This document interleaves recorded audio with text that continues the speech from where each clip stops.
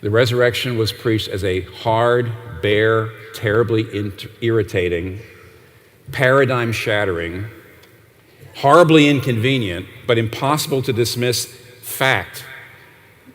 You know what facts are like. There's a fact. I don't like it. I wish it wasn't there, but it's there. What am I going to do about it? I've got to accept it. Now, this isn't the way our culture works.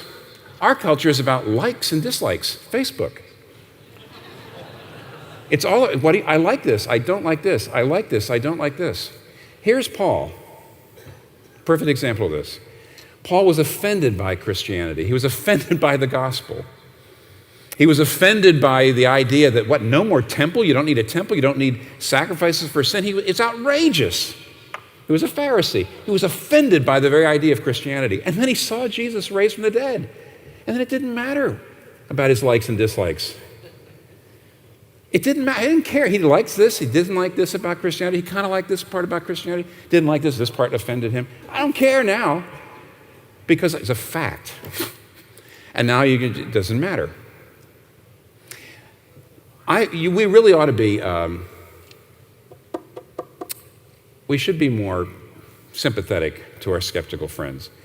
The resurrection makes Christianity the most irritating religion on the face of the earth. And the reason is because how do people decide what they believe? They decide what they believe by reading it and saying, I like it or I don't like it.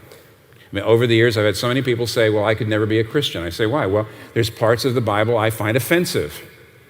I remember years ago, it had to do with money. In my little church in Virginia, people were very offended very often by what the Bible said about money. Today in New York, they're much more offended by what the Bible says about sex. But they say, I could never be a Christian. Why not? Well, because there's parts of it I find offensive. And I usually say, well, let me ask you a question. Are you saying because there's parts of the Bible that you don't like, that Jesus Christ couldn't have been raised from the dead? I say, well, no, I guess I'm not saying that. I said, well, every part of the Bible is important, but would you please put the ethical teaching aside for a minute? And here's the point. If Jesus was raised from the dead, you're going to have to deal with everything in the Bible. If Jesus wasn't raised from the dead, I don't know why you're vexing yourself over that. But the fact of the matter is, Paul was more offended by Christianity than you. He was killing Christians. And we don't advise that.